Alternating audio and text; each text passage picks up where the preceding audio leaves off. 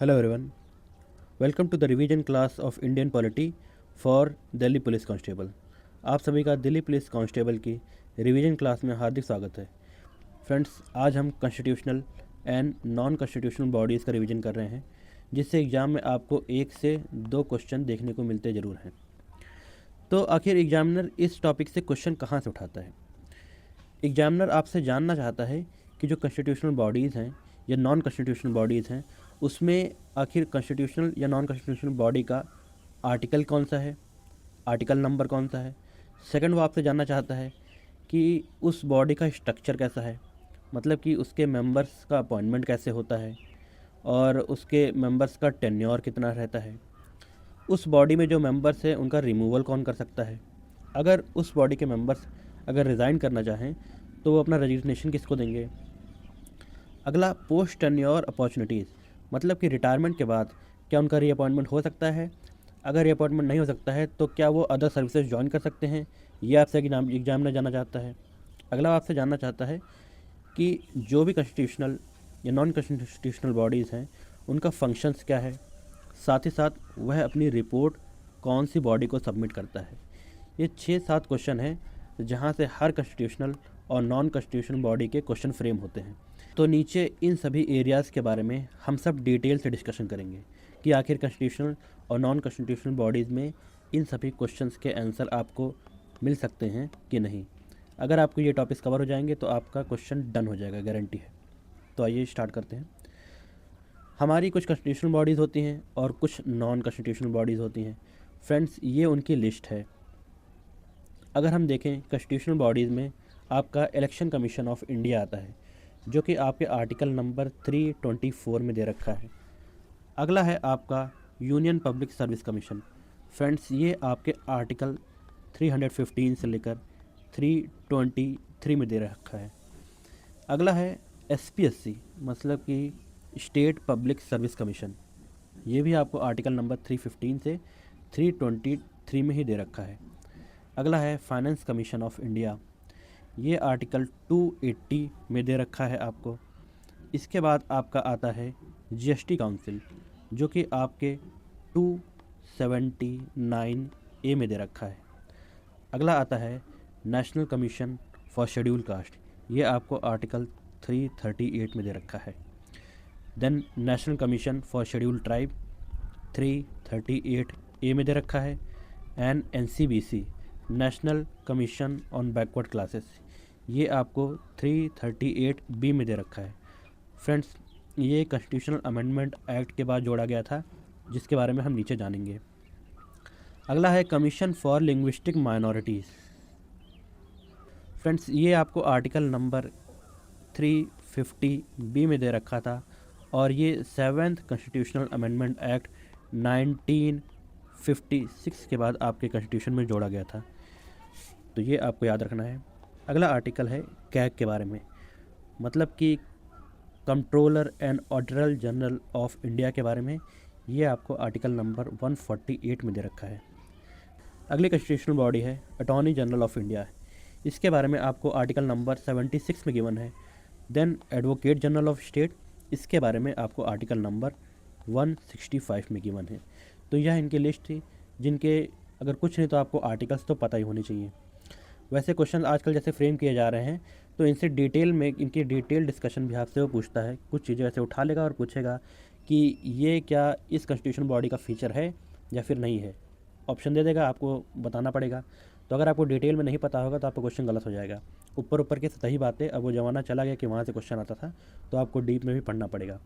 अगली है कुछ नॉन कॉन्स्टिट्यूशनल बॉडीज़, जिसमें कि है आपका NITI Aayog. Friends, non constitutional bodies में आपको सिर्फ मोस्टली आपको लिस्ट ही देखनी है, क्योंकि यहाँ से सिर्फ अगर वो ईयर ऑफ फॉर्मेशन पूछेगा या फिर अगर करंट में न्यूज़ में कोई किसी वजह से अगर वो रहा होगा तो उसके बारे में पूछेगा। बाकी कुछ खास खास के बारे में हम डिटेल में नीचे में कवर कर लेंगे। नीति आयोग का फॉर्मेशन आपका 2015 में हुआ था।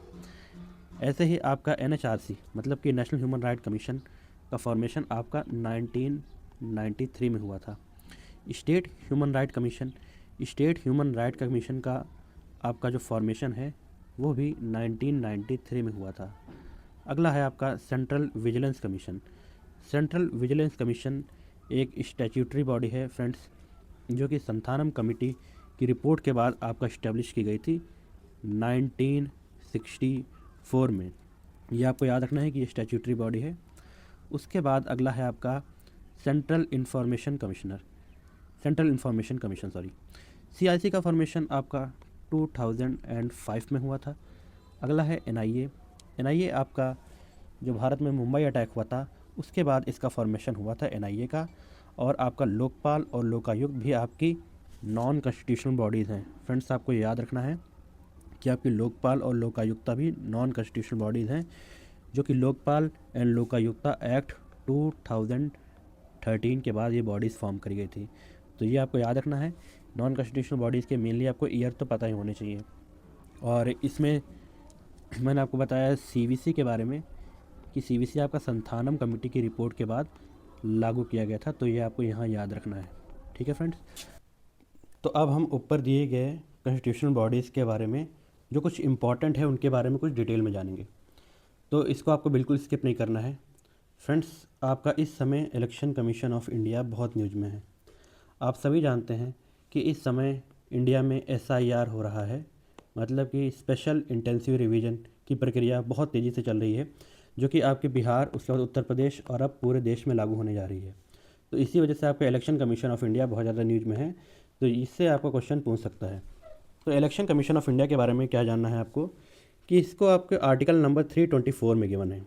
इलेक्शन कमीशन के बारे में आपको आर्टिकल नंबर 324 में गिवन है कि इंडिया में एक इलेक्शन कमीशन होगा। तो उस इलेक्शन कमीशन का आखिर स्ट्रक्चर क्या होगा। जो इलेक्शन कमीशन है आपका सेंट्रल इलेक्शन कमीशन, उसमें आपके एक चीफ इलेक्शन कमिश्नर होंगे। ये आपकी कॉन्स्टिट्यूशनल पोस्ट है। ये आपकी कॉन्स्टिट्यूशनल पोस्ट है। ठीक है दोस्तों। उसके बाद इसमें ये दे रखा है कि कुछ अदर इलेक्शन कमिश्नर्स भी होंगे। तो कुछ अदर इलेक्शन कमीशन के बारे में इसमें कॉन्स्टिट्यूशन ने कुछ नहीं बोला है। ये डिसाइड किए जाएंगे आपके प्रेसिडेंट के बारे में, ये डिसाइड किए जाएंगे आपके प्रेसिडेंट के द्वारा कि अदर इलेक्शन कमिश्नर आपके इंडिया में कितने होंगे। तो प्रेजेंट टाइम में आपके चीफ इलेक्शन कमिश्नर, साथ ही साथ आपके 2 और इलेक्शन कमिश्नर्स हैं जो कि इस समय हैं। तो अब आगे जो आपके चीफ इलेक्शन कमिश्नर होते हैं उनकी अपॉइंटमेंट कैसे करी जाती है। तो उनकी अपॉइंटमेंट आपके प्रेसिडेंट के द्वारा करी जाती है on the based of recommendations of, किसकी रिकमेंडेशन के बेसिस पे। तो वो 3 मेंबर की रिकमेंडेशन बॉडी होती है जो कि आपके कंप्रोमाइज़ करती है प्राइम मिनिस्टर ऑफ इंडिया और एक अगले यूनियन मिनिस्टर जो कि आपके PM के द्वारा सेलेक्ट किए जाते हैं। मोस्टली आपके ये होम मिनिस्टर होते हैं। ठीक है। उसके बाद leader of opposition of Lok Sabha, ये तीनों के मेंबर की जो बॉडी होती है यही आपकी प्रेसिडेंट को सलाह देती है कि कौन से बंदे को अब चीफ इलेक्शन कमिश्नर बनाना जाना चाहिए। तो इसमें आप ये देख सकते हैं कि हमेशा मेजॉरिटी पार्टी व्यू का व्यू ही लागू होता है, क्योंकि यहाँ पे आपके PM होते हैं और एक यूनियन मिनिस्टर होता है, मतलब 2:1 का यहाँ पर सिस्टम होता है। तो सिंपल सी बात है कि मेजॉरिटी यहाँ पे आपकी रूलिंग पार्टी की होती है। तो कई बार उनके फेवरेट ही आपके सेंट्रल इलेक्शन कमिश्नर बनते हैं। ये आपको याद रखना है। अगला है टेन्योर। चीफ इलेक्शन कमिश्नर का आपका टेन्योर कितना होगा।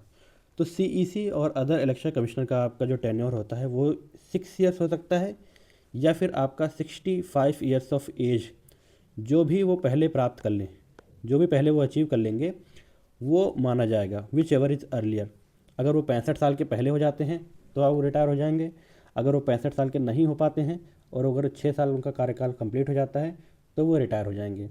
ये आपका टेन्योर दे रखा है। अगला है उनका रिमूवल प्रोसेस। उनका रिमूवल प्रोसेस आपका सेम उसी प्रोसीजर से आपके ये CEC रिमूव हो सकते हैं, जो जैसा कि आपके सुप्रीम कोर्ट के जज रिमूव हो सकते हैं। सुप्रीम कोर्ट के जजेस का रिमूवल और आपके CEC का रिमूवल बिल्कुल सेम है, तो ये आपको पता होना चाहिए। और अगर CEC अपना रेजिग्नेशन देना चाहते हैं तो वो प्रेसिडेंट को दे सकते हैं अपना रेजिग्नेशन, इससे वो रिज़ाइन कर सकते हैं। और पोस्ट टेन्योर मतलब कि रिटायरमेंट के बाद क्या चीफ इलेक्शन कमिश्नर का रीअपॉइंटमेंट हो सकता है, तो उनकी रीअपॉइंटमेंट करी जा सकती है to other positions by the government. Government अगर चाहे तो चीफ इलेक्शन कमिश्नर को किसी और गवर्नमेंट पद पे अपॉइंट कर सकती है। लेकिन वो दोबारा चीफ इलेक्शन कमिश्नर के तौर पे रीअपॉइंट नहीं हो सकते हैं, ये आपको याद रखना है। उनके फंक्शंस क्या हैं? तो आपके जो चीफ इलेक्शन कमिश्नर या फिर इलेक्शन कमीशन का जो फंक्शन होता है, इनको क्या करना होता है? इनको इलेक्शन कंडक्ट करने होते हैं। किसके किसके? तो यह लोकसभा का इलेक्शन कंडक्ट करेंगे, साथ ही साथ आपके राज्यसभा के जो सांसदों का चुनाव होता है वो भी यही कराते हैं। इसके साथ ही साथ आपके स्टेट लेजिस्लेचर के जो चुनाव होते हैं, आपकी जो लेजिस्लेटिव असेंबलीज़ के जो चुनाव होते हैं, वो भी आपके इलेक्शन कमीशन कराता है। साथ ही साथ प्रेसिडेंट ऑफ इंडिया का चुनाव और वाइस प्रेसिडेंट ऑफ इंडिया का चुनाव भी आपका इलेक्शन कमीशन ऑफ इंडिया के द्वारा कराया जाता है। तो ये आपको याद रखना है कि ये 5 चीज़ों का वो चुनाव कराता है: Lok Sabha, Rajya Sabha, state legislature, president and vice president. तो ये उनके फंक्शन थे। तो ये था आपका इलेक्शन कमीशन ऑफ इंडिया। इससे बाहर आपका क्वेश्चन नहीं आता है। अगर आप ये ढंग से देखे होंगे और नोट्स बना लीजिएगा इसके, मैं टेलीग्राम ग्रुप में डालूंगा, तो इससे बाहर आपका क्वेश्चन नहीं जाएगा। तो ये हो गया आपका इलेक्शन कमीशन के बारे में। आइए अब आगे चलते हैं यूपीएससी के बारे में। यूनियन पब्लिक सर्विस कमीशन, इसका जिक्र आपको आर्टिकल नंबर 315 से 322 में दे रखा है। मोस्टली 315 आपका कहता है कि इंडिया में एक यूनियन पब्लिक सर्विस कमीशन होगा। इसी के साथ ही साथ आप स्टेट पब्लिक सर्विस कमीशन के जो आर्टिकल्स हैं वो भी आपको आर्टिकल नंबर 315 से 322 में गिवन है। तो ये भी आपको याद रखना है। एसपीएससी का सिर्फ आपको आर्टिकल याद रखना है, लेकिन यूपीएससी के बारे में आपको कुछ डिटेल से जानना है। तो यूपीएससी का आपका स्ट्रक्चर क्या होता है? यूपीएससी का फ्रेंड्स आपका स्ट्रक्चर ये होता है कि इसमें एक चेयरमैन होंगे और कुछ अदर मेंबर्स होंगे जो कि प्रेसिडेंट के द्वारा अपॉइंट किए जाएंगे। दोनों का आपका अपॉइंटमेंट प्रेसिडेंट के द्वारा किया जाता है, लेकिन मेंबर्स की कितनी जनसंख्या होगी ये आपके प्रेसिडेंट डिसाइड करते हैं on the recommendation of council of minister. ये आपको याद रखना है। अगला है आपके यूपीएससी के जो मेंबर्स होते हैं उनका टेन्योर कितना होता है? तो फ्रेंड्स उनका टेन्योर या तो 6 ईयर्स होगा या फिर 65 ईयर्स ऑफ एज होगा, जो भी पहले वो अचीव कर लेंगे, जैसा कि ऊपर इलेक्शन कमीशन में था। सेम प्रोसीजर यहाँ भी फॉलो करा गया है। अगला है जो आपके यूपीएससी के मेंबर्स हैं उनका रिमूवल प्रोसीजर क्या होगा? तो उनको रिमूव करा जा सकता है बाय प्रेसिडेंट। इसके लिए कोई कॉन्स्टिट्यूशन में आपके वैसा कोई प्रोसीजर नहीं दे रखा है for the removal of the members of UPSC. इसमें प्रेसिडेंट अगर वो चाहें तो मेंबर को रिमूव कर सकते हैं या फिर चेयरमैन को रिमूव कर सकते हैं। पोस्ट टेन्योर एम्प्लॉयमेंट, मतलब कि रिटायरमेंट होने के बाद जो यूपीएससी के आपके चेयरमैन होते हैं या फिर जो उनके अदर मेंबर्स होते हैं, तो इसमें दिया गया है कि chairman can not be reappointed to any service under government of India. Government of India के अंडर किसी भी सर्विस में आपके जो चेयरमैन हैं उनका रीअपॉइंटमेंट नहीं हो सकता है, ऐसा आपके कॉन्स्टिट्यूशन में लिख रखा है। तो ये मोस्ट स्टार मार्क कर लीजिए, ये थोड़ा डिफरेंट चीज़ थी, ऐसा ऊपर इलेक्शन कमीशन में नहीं दे रखा था। तो ये आपको याद रखना है यूपीएससी से। तो ये था आपका यूपीएससी। अब आइए आगे चलते हैं फिनांस कमीशन के बारे में। फिनांस कमीशन ऐसा कोई ही पेपर होगा, बिरले कोई पेपर होगा देश में जिसमें फिनांस कमीशन के बारे में क्वेश्चन आपसे ना पूछे जाते हों। तो finance commission is one of the most important constitutional bodies in India. ये आपकी मोस्ट इम्पॉर्टेंट संवैधानिक निकाय है भारत में, कॉन्स्टिट्यूशनल बॉडी है इंडिया में, जिसके बारे में आपको पता होना चाहिए। आपके फिनांस कमीशन के बारे में आर्टिकल नंबर 280 में गिवन है। आर्टिकल नंबर 280 से देश के भारत में एक फिनांस कमीशन होगा। तो उस फिनांस कमीशन का आपका स्ट्रक्चर क्या होगा ये आपको याद रखना है, यहाँ से क्वेश्चन वो उठाता है। आपके फिनांस कमीशन में एक चेयरमैन होगा और साथ ही साथ 4 अदर मेंबर्स होंगे। इन सभी का अपॉइंटमेंट आपका प्रेसिडेंट के द्वारा किया जाएगा। तो ये 5 मेंबर बॉडी है। कितने मेंबर बॉडी है आपकी फिनांस कमीशन? 5 मेंबर बॉडी है। Chairman and 4 other members appointed by president. इनका क्वालिफिकेशंस क्या होगा? तो आपकी जो चेयरमैन है आपके फिनांस कमीशन के, उनका क्वालिफिकेशन ये है कि वो पब्लिक अफेयर्स में एक एक्सपीरियंस्ड ऑफिसर रहे हों, मतलब कि उनका एक्सपीरियंस रहा हो पब्लिक अफेयर्स की फील्ड में। ये चेयरमैन की क्वालिफिकेशंस हैं।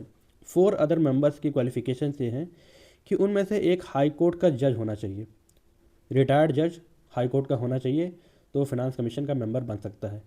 अदर मेंबर की क्वालिफिकेशन ये है कि वो फिनांस की फील्ड में एक्सपर्ट हो। थर्ड मेंबर की ये उसकी क्वालिफिकेशन है कि वो एडमिनिस्ट्रेशन की फील्ड में एक्सपर्ट हो। और फोर्थ आपका एक इकोनॉमिस्ट हो, मतलब कि अर्थशास्त्री हो। तो ये 4 अदर मेंबर्स की क्वालिफिकेशन थी और ये आपकी चेयरमैन की क्वालिफिकेशन थी। तो ये पांचों की क्वालिफिकेशंस आप याद कर लीजिए, यहाँ से क्वेश्चन उठ जाता है। ये इंपॉर्टेंट आपका है, काफ़ी इंपॉर्टेंट है, यहाँ से क्वेश्चन जरूर आता है। तो अब आपका फिनांस कमीशन के जो फंक्शंस है वो क्या हैं? तो फिनांस कमीशन आपका क्या करता है, ये आपके जो टैक्सेस हैं जो कि सेंट्रल गवर्नमेंट द्वारा कलेक्ट किए जाते हैं in the form of GST और अदर टैक्सेस, वो सेंटर और स्टेट में किस रेशियो में डिस्ट्रीब्यूट होंगे, ये आपका डिसाइड करता है फिनांस कमीशन। तो ये फंक्शन है फिनांस कमीशन का, that it distribute the taxes between centre and state. इसकी जो रूल बुक है वो आपका फिनांस कमीशन के द्वारा बनाया जाता है। तो ये था आपका फिनांस कमीशन। यहाँ से इससे बाहर आपका क्वेश्चन नहीं आएगा।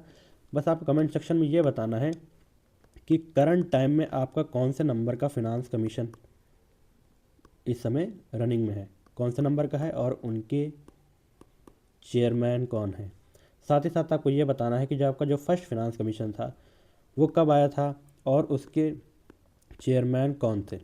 ठीक है दोस्तों, ये आपको कमेंट सेक्शन में बताना है, ये कुछ आपको ही पता होना चाहिए। आगे हम चलते हैं एक और कॉन्स्टिट्यूशनल बॉडीज़ जहाँ से क्वेश्चन आपसे पूछ सकता है, वो है आपकी GST council. GST council friends काफ़ी न्यूज़ में रहता है। हर साल आप देखते हैं कि जीएसटी की रेशियो आती है न्यूज़पेपर में कि इस साल जीएसटी गवर्नमेंट के द्वारा इतना कलेक्ट किया गया, इस फिनंशियल ईयर के जो क्वार्टर में इतना कलेक्ट किया गया। तो वो सभी आपका बाद में जो राज्यों में डिस्ट्रीब्यूट होता है वो जीएसटी काउंसिल में भी उसमें एक फ़ैसला लिया जाता है। तो जीएसटी काउंसिल आपकी एक कॉन्स्टिट्यूशनल बॉडी है। तो ये आपको आर्टिकल नंबर 279A में गिवन है। और आपका जो जीएसटी काउंसिल है वो 101th अमेंडमेंट एक्ट जो आपका हुआ था, कॉन्स्टिट्यूशनल अमेंडमेंट एक्ट, उसके द्वारा आपका जीएसटी काउंसिल का फॉर्मेशन हुआ था और इसे बाद में आर्टिकल 279A में इंक्लूड कर दिया गया था। तो GST council article number 279A। GST council का आपका जो स्ट्रक्चर है उसमें गिवन है कि आपके एक चेयरमैन होंगे। ठीक है, तो जीएसटी काउंसिल के जो चेयरमैन हैं वो आपके यूनियन फिनांस मिनिस्टर होते हैं। केंद्र के जो आपके मंत्री होते हैं, वित्त मंत्री, वो आपके चेयरमैन होते हैं जीएसटी काउंसिल के। और इसमें कुछ अदर्स मेंबर होंगे। जो अदर मेंबर्स होते हैं उसमें होते हैं आपके union ministers of state for revenue and finance. जो आपके यूनियन मिनिस्टर ऑफ स्टेट होते हैं रेवेन्यू और फिनांस के, वो भी आपके जीएसटी काउंसिल के मेंबर होते हैं। और साथ ही साथ इसमें मेंबर्स होते हैं आपके finance minister of each state of government of every state. मतलब कि आपके राज्य के जितने फिनांस मिनिस्टर होते हैं, हर राज्य के जो जो फिनांस मिनिस्टर होते हैं वो भी आपके जीएसटी काउंसिल में मेंबर होते हैं। आगे अब 3 कॉन्स्टिट्यूशनल बॉडीज़ के बारे में हम एक ही फ्लो चार्ट में देख लेंगे, आपको इसी फॉर्मेट में नोट्स में इंक्लूड करना है। पहला है आपका एनसीएससी, मतलब कि national commission on schedule caste. अगला है national commission on schedule tribe. अगला है national commission on backward classes. ये तीनों कॉन्स्टिट्यूशनल बॉडीज़ हैं जिसके फंक्शंस कुछ इस प्रकार हैं और साथ ही साथ उनके क्या फंक्शंस हैं ये मैंने आपको इस फॉर्मेट में दिया है। फंक्शन कौन कौन से हैं ये इधर दिया है। तो आर्टिकल पहला फंक्शन है कि जो ये बॉडीज़ होते हैं इन सब के बारे में आपके कौन से आर्टिकल में जिक्र है। तो आपका जो एनसीएससी का आर्टिकल है वो है आर्टिकल नंबर 338। उसके बाद आपका एनसीएसटी मतलब कि national commission on schedule tribe, इसका आर्टिकल है 338A। लेटेस्ट है आपका एनसीबीसी। एनसीबीसी के बारे में आपके 338B में गिवन है और ये 102nd अमेंडमेंट एक्ट जो आपको 2018 में पास हुआ था, इसके बाद आपका एनसीबीसी का फॉर्मेशन होता है। और ये तीनों कॉन्स्टिट्यूशनल बॉडीज़ हैं। इनका स्ट्रक्चर आखिर क्या होता है? इन तीनों का स्ट्रक्चर फ्रेंड्स बिल्कुल सेम होता है। इसमें एक चेयरपर्सन होंगे आपके और एक वाइस चेयरपर्सन होंगे और साथ ही साथ 3 मेंबर और होंगे। मतलब कि ये भी एक आपकी 5 मेंबर बॉडी है। कितने मेंबर बॉडी है? तो ये भी आपकी एक 5 मेंबर बॉडी है। इसी के साथ साथ अगर आप देखें तो आपके एनसीएसटी भी 5 मेंबर बॉडीज़ है और उनका भी स्ट्रक्चर बिल्कुल सेम एनसीएससी जैसे होता है। सेम आपका एनसीबीसी का स्ट्रक्चर भी आपका एनसीएसटी जैसा ही होता है। मतलब कि ये सभी 5 मेंबर्स बॉडीज़ होती हैं। अगर एक के बारे में आप पता कर लेते हैं और आर्टिकल अगर आपको डिफरेंट पता है तो बाकी प्रोविजंस बाकी सभी में सेम है। अगला है टेन्योर। इन सभी का टेन्योर आपका एनसीएससी, एनसीएसटी और एनसीबीसी के मेंबर्स का वो 3 इयर्स होता है। सबका आपका टेन्योर 3 इयर्स गिवन है कॉन्स्टिट्यूशन में। तो ये तीनों कॉन्स्टिट्यूशनल बॉडीज़ थी जो कि अपने अपने डिपार्टमेंट्स की रिपोर्ट प्रेसिडेंट के पास सबमिट करते हैं। ये शेड्यूल कास्ट के बारे में जो रिपोर्ट है वो प्रेसिडेंट को सबमिट करते हैं, ये शेड्यूल ट्राइब की, और ये बैकवर्ड क्लासेस की सिचुएशन क्या है उसकी रिपोर्ट प्रेसिडेंट को सबमिट करते हैं। बाद में प्रेसिडेंट की वो रिपोर्ट आपके पार्लियामेंट में जाती है। प्रेसिडेंट की ये ड्यूटी है कि जितनी कॉन्स्टिट्यूशनल बॉडीज़ हैं उनकी जो रिपोर्ट आए वो बाद में पार्लियामेंट में सबमिट करने का काम प्रेसिडेंट का है आपका। तो ये इंपॉर्टेंट था जो आपको याद रखना है। अगला आपका मोस्ट इंपॉर्टेंट कॉन्स्टिट्यूशनल बॉडीज़ है, मोस्ट निगलेक्टेड भी है। यहाँ से बच्चे हमेशा निगलेक्ट कर देते हैं और क्वेश्चन आ जाता है तो गारंटीड गलत होता है। वो है आपका कमीशन फॉर लिंग्विस्टिक माइनॉरिटीज़। बहुत लोग को तो ये पता ही नहीं होता है कि ये कॉन्स्टिट्यूशनल बॉडी है। तो फ्रेंड्स, ये आपकी एक कॉन्स्टिट्यूशनल बॉडीज़ है जिसका नाम आपका है कमीशन फॉर लिंग्विस्टिक माइनॉरिटीज़। तो इसके बारे में आपको आर्टिकल नंबर 350 बी में दे रखा है। कौन से आर्टिकल में? आर्टिकल नंबर 350 बी, जो कि आपका 7th कॉन्स्टिट्यूशनल अमेंडमेंट एक्ट 1956 के बाद कॉन्स्टिट्यूशन में ऐड किया गया था। इसका स्ट्रक्चर अगर हम देखें तो ये सिंगल मेंबर बॉडी है, वन मेंबर बॉडी है, सिर्फ इसमें एक ही मेंबर होता है और जिसको कहते हैं कमिश्नर फॉर लिंग्विस्टिक माइनॉरिटीज़। ये आपकी जो लिंग्विस्टिक माइनॉरिटीज़ है उनका कमिश्नर होता है, जिसके बारे में आर्टिकल 350 बी में गिवन है। तो ये आपकी कॉन्स्टिट्यूशनल बॉडी थी। अगला है कैग। कैग के बारे में तो अगर आपको नहीं पता है तो आप तैयारी बेकार ही कर रहे हैं। कैग के बारे में आपको बिल्कुल पता होना चाहिए। कैग एक कॉन्स्टिट्यूशनल बॉडीज़ है जो कि जिसको कहते हैं controller and auditor general of India. इसके बारे में आपको आर्टिकल नंबर 148 में गिवन है और इनका अपॉइंटमेंट आपका प्रेसिडेंट के द्वारा करा जाता है। प्रेसिडेंट के द्वारा अपॉइंटमेंट किया जाता है on the advice of union council of minister. तो ये आपको याद रखना है। और आपके जो कैग का जो टर्म होता है वो भी बिल्कुल सेम ऊपर ही कॉन्स्टिट्यूशनल बॉडीज़ के टर्म के हिसाब से ही है, जैसा कि आपका इलेक्शन कमीशन में था और उसके बाद यूपीएससी में था। 6 ईयर एंड 65 ईयर्स का प्रोविज़न जो है वो भी इसमें फॉलो करा गया है। जो अर्लियर हो जाएगा वो मान लिया जाएगा। तो ये आपके कैग का टर्म था। अगला है आपका गिवन है इसमें कि कैग की जो रिमूवल प्रोसेस है वो क्या है। ये दोस्तों थोड़ा जटिल है। कैग की रिमूवल प्रोसेस आपका सेम एज सुप्रीम कोर्ट जज की तरह है। जैसा कि सुप्रीम कोर्ट जज का रिमूवल जिस तरीके से होता है, सेम उसी तरीके से आपका कैग के रिमूवल का प्रोसेस भी होता है। तो कौन कौन से ग्राउंड्स हैं जिसके ऊपर आपके जो कैग है उनका रिमूवल हो सकता है? तो वो ग्राउंड्स है आपके प्रूव्ड मिसबिहेवियर और इनकैपेसिटी। ये दो ही ग्राउंड हैं, प्रूव्ड मिसबिहेवियर और इनकैपेसिटी। इसके बारे में आपसे क्वेश्चन पूछते हैं एग्जाम में। अगला इसमें दिया गया है कि अगर वो पार्लियामेंट में समझ लीजिए वो सिद्ध कर देते हैं, आपके जो मेंबर्स होते हैं, कि हाँ कैग ने मिसबिहेव किया है या फिर उनके अंदर इनकैपेसिटी है, तो इसके लिए कितने मेंबर्स की मंजूरी चाहिए? तो it requires a special majority in both the houses. दोनों हाउसेस में स्पेशल मेजॉरिटी होने के बाद ही कैग का रिमूवल प्रोसेस हो सकता है। उसके बाद प्रेसिडेंट साइन कर देंगे और आपके कैग का रिमूवल हो जाएगा। तो ये कैग का रिमूवल प्रोसेस है जो कि सेम सुप्रीम कोर्ट की जज की तरीके से है, आपको ये याद रखना है। और इसमें गिवन है that your CAG is in eligible for further reappointment in government of India. मतलब कि कैग का रीअपॉइंटमेंट आपके गवर्नमेंट ऑफ इंडिया के किसी विभाग में फिर से नहीं हो सकता है। तो ये एक इम्पॉर्टेंट था कि आपको याद रखना है कि कैग का रीअपॉइंटमेंट नहीं होता है। स्टार मार्क कर लीजिए, यहाँ से क्वेश्चन पूछा जाता है। अगला है कि जो आपके कैग हैं उनकी सैलरी और जो उनकी सर्विस कंडीशंस हैं वो डिसाइड करे जाएंगे पार्लियामेंट के द्वारा। पार्लियामेंट के द्वारा उनकी सैलरी और सर्विस कंडीशंस को डिसाइड किया जाएगा। और इस साथ में आपको ये भी याद रखना है कि उनकी सर्विस कंडीशन और उनकी सैलरी जो है वो मान के चलिए आज उनका अपॉइंटमेंट हुआ है तो आगे जब तक वो रहेंगे उनकी सैलरी आप घटा नहीं सकते हैं, सिर्फ उनकी बढ़ाई जा सकती है, लेकिन उनकी सैलरी और सर्विस कंडीशंस में आप घटावा नहीं कर सकते, मतलब कि घटा नहीं सकते। ये आपको याद रखना है। अगला इसमें इम्पॉर्टेंट आप फीचर ये है कैग का कि कैग जो आपके हैं उनका जो एक्सपेंडिचर जो होता है कैग का जो भी कैग के डिपार्टमेंट का जो खर्चा होता है वो चार्ज होता है on consolidated fund of India. It is charge on consolidated fund of India. इसका मतलब क्या है? इसका मतलब ये है कि जो आपके कैग का जो एक्सपेंडिचर है उसके लिए पार्लियामेंट में वोटिंग नहीं हो सकती है। That it does not depend upon the voting in the parliament. इस एक्सपेंडिचर के खर्चे के लिए आपके जो पैसा निकाला जाएगा उसके लिए पार्लियामेंट में वोटिंग की ज़रूरत नहीं है, सिंपली उसका ट्रांसफ़र हो सकता है अकाउंट के द्वारा। कौन से अकाउंट में गिवन है? कंसोलिडेटेड फंड ऑफ इंडिया के बारे में। अगला है आपके जो कैग हैं उनकी क्या ड्यूटीज़ और उनके पावर क्या होते हैं, इसके बारे में आर्टिकल 149 में गिवन है। आपके जो कैग होते हैं वो ऑडिट करते हैं। कौन कौन सा ऑडिट करते हैं?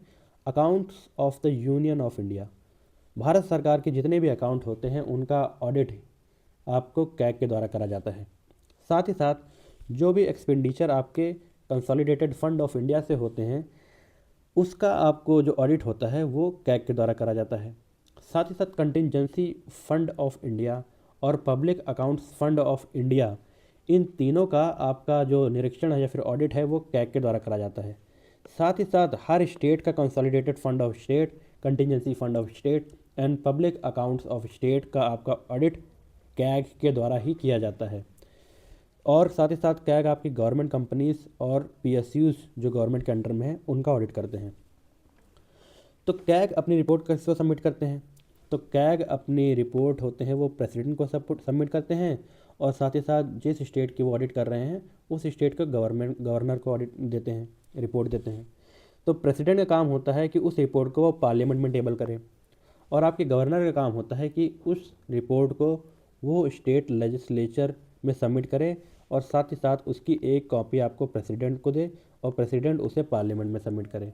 ये आपके कैग का काम होता है।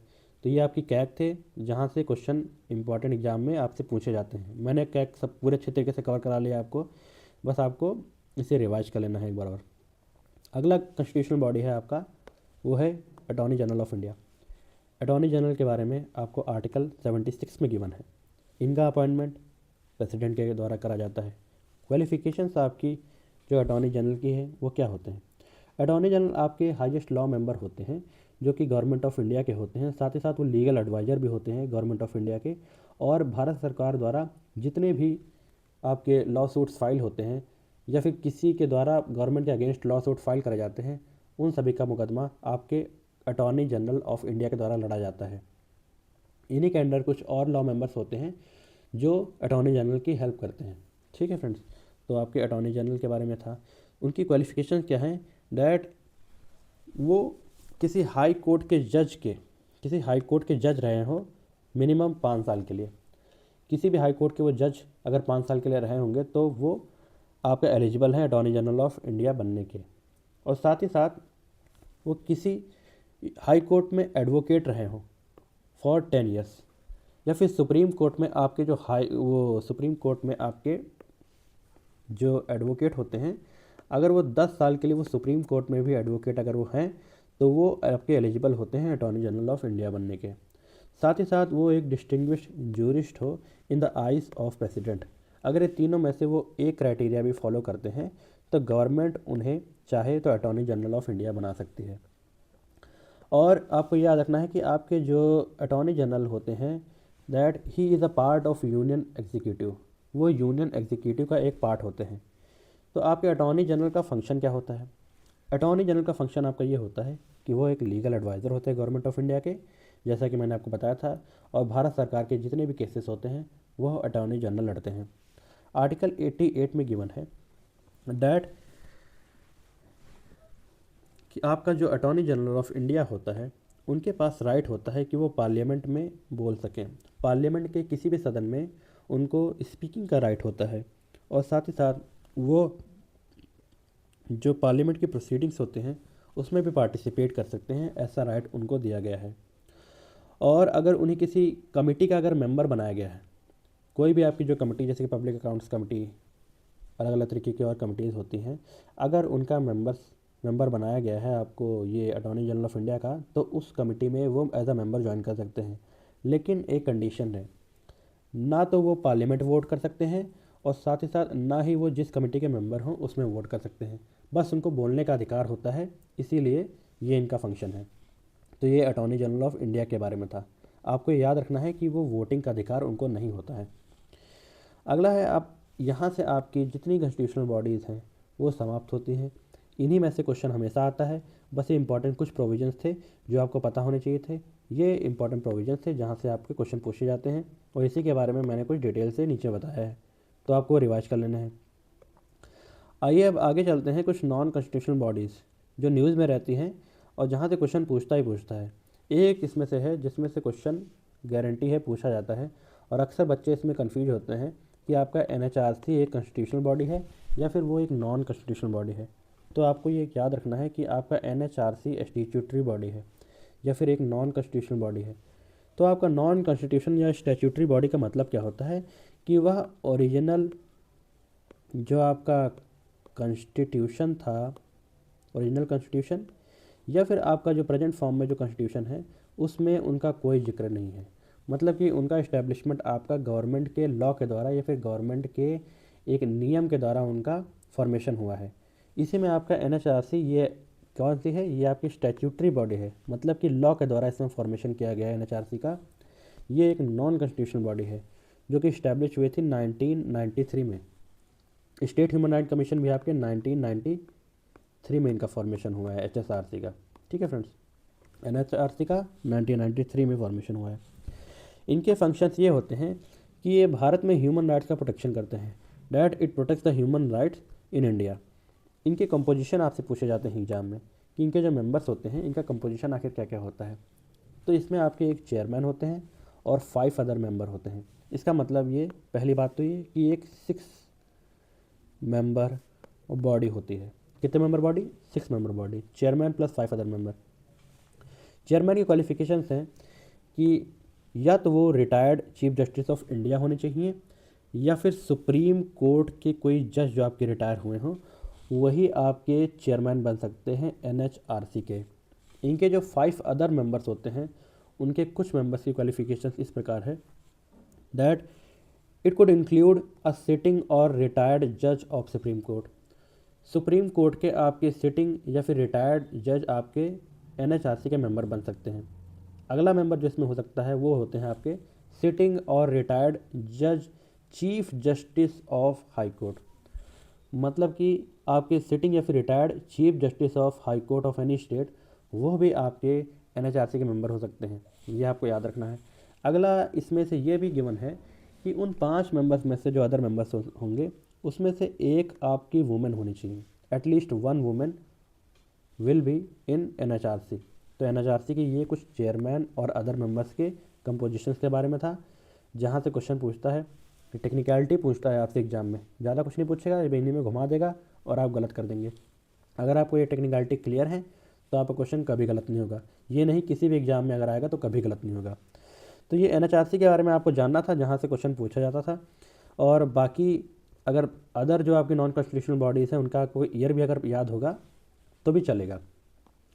फ्रेंड्स, हाल ही में लोकपाल और लोकायुक्त के जो आपके मेंबर होते हैं उनके जो चेयरमैन होते हैं उनके आपके टेन्योर में कुछ चेंजमेंट करा गया था।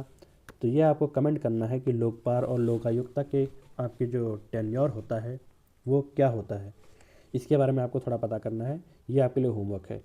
तो ये थी आपकी कॉन्स्टिट्यूशनल और नॉन कॉन्स्टिट्यूशनल बॉडीज़।